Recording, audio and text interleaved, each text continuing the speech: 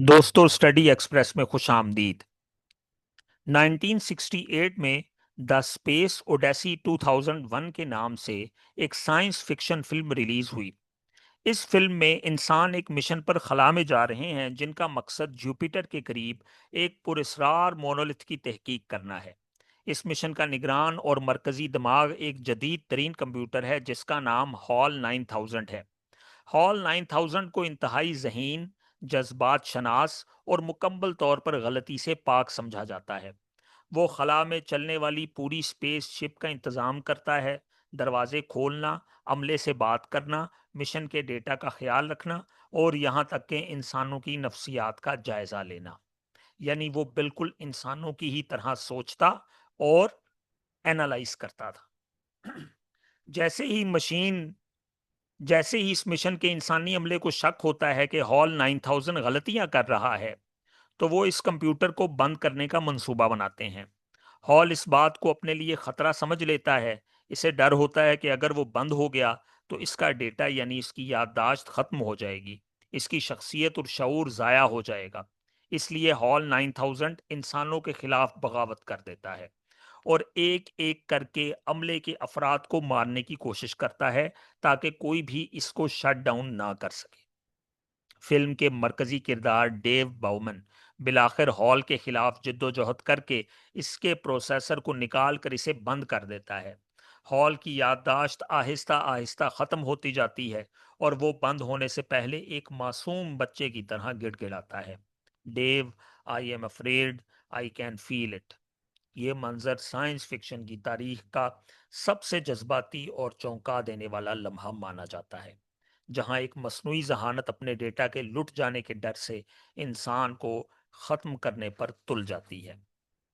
इंसान बमुकाबला artificial intelligence.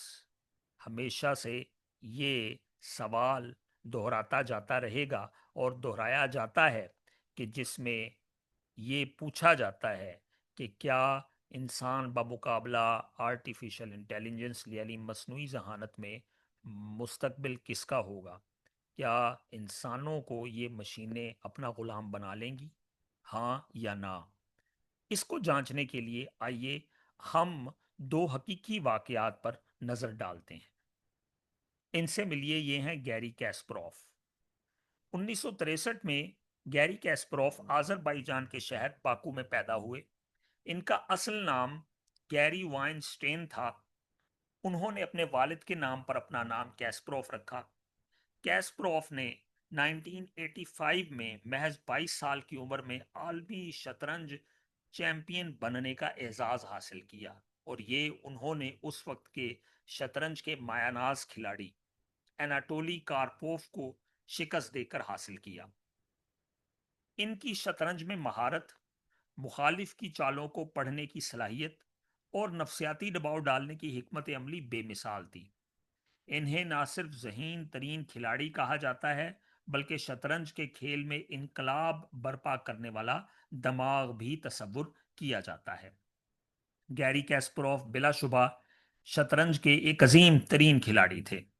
जेर नज़र तस्वीर में 1996 का वो लम्हा आता है जब कैरी कैस्परोव का मुकाबला सुपर कंप्यूटर आईबीएम कंपनी के बनाए गए सुपर कंप्यूटर डीप ब्लू से होता है। ये 1996 में आईबीएम ने सुपर कंप्यूटर डीप ब्लू जो बनाया था, वो लाखों मुमकिना शतरंज की चालों को सेकंड में परख सकता था। तो पहला मुकाबला गैरी कैस्परोफ बामुकाबला आर्टिफिशियल इंटेलिजेंस का 1996 में अमरीकी रियासत फिलाडेल्फिया में हुआ, जहां 6 मैचों की सीरीज में गैरी कैस्परोफ ने 3 मैचेस जीते। एक मैच मशीन ने जीता, जबकि 2 मैचेस ड्रॉ हुए।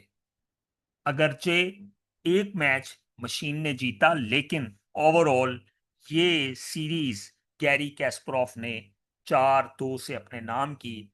ये वो तारीखी लम्हा था कि पहली बार एक आर्टिफिशियल इंटेलिजेंस मशीन और इंसान का मुकाबला हुआ जिसमें इंसान ने उस आर्टिफिशियल मशीन को शिकस्त दी। लेकिन ये भी एक तारीखी लम्हा था कि किसी कंप्यूटर ने पहली बार किसी आलमी चैंपियन को बाकायदा क्लासिकल गेम में हरा दिया था। चुनांचे अगले साल दूसरा मुकाबला 1997 में न्यूयॉर्क में हुआ, जहां डीप ब्लू को मजीद बेहतर बनाया गया। इस बार डीप ब्लू ने कमाल कर दिया। गैरी कैस्परोव के मुकाबले में वो 2 गेमें जीता, जबकि गैरी कैस्परोव सिर्फ एक गेम जीत सके और बाकी 3 गेम्स ड्रॉ हुई। और ओवरऑल ये सीरीज आर्टिफिशियल इंटेलिजेंस की डीप ब्लू मशीन ने जीत ली। कैस्परोव ने उस वक्त कहा था कि उन्हें लगा कि शायद इंसानों ने कंप्यूटर की मदद से इन्हें शिकस्त देने के लिए कुछ चीटिंग की, मगर आईबीएम ने इनकार किया। ये वाकया एआई की तारीख में एक जबरदस्त मोड़ समझा जाता है, जिसने दुनिया को दिखा दिया कि मशीनें इंसानों से ही सीखकर उन्हें शिकस्त दे सकती हैं। अब आए दूसरे मुकाबले की तरफ। ये सामने स्क्रीन में ली सिडोल हैं। ये 1983 में जनूबी कोरिया के एक छोटे जजीरे पर पैदा हुए। उन्होंने बचपन से ही गो खेलना सीखा। याद रहे, ये चाइनीज नजाद एक बोर्ड गेम है जो कि शतरंज से भी ज्यादा पेचीदा है। ली सिडोल अपने दौर के अजीम तरीन गो के खिलाड़ियों में शुमार होते हैं। ली सिडोल ने 18 इंटरनेशनल टाइटल जीते हैं और ये इंसानी तख्लीकी हिकमत अमली का शाहकार है। ली सिडोल 2016 में गूगल की एक झेली कंपनी डीप माइंड के एक आर्टिफिशियल इंटेलिजेंस मशीन अल्फा गो के साथ एक मुकाबला करते हैं। जो गो के लाखों गेम्स खेलकर खुद सीखने की सलाहियत रखती थी, उसी का मुकाबला इंसान के साथ हुआ। 5 मैचों की सीरीज में अल्फागो ने 4 मैच जीते और ली सिडोल ने सिर्फ एक मैच जीता, लेकिन वो एक मैच इंसानी जहानत की अजमत का सबूत बना। ली सिडोल की एक ऐसी चाल जिसे अल्फागो नहीं पढ़ सकी, उसको आज भी गोड्स मूव का नाम दिया जाता है। और आज भी उस चाल पर माहिरीन हैरान होते हैं कि एक इंसान ने इतनी गैर मुतवक्की हरकत कैसे की।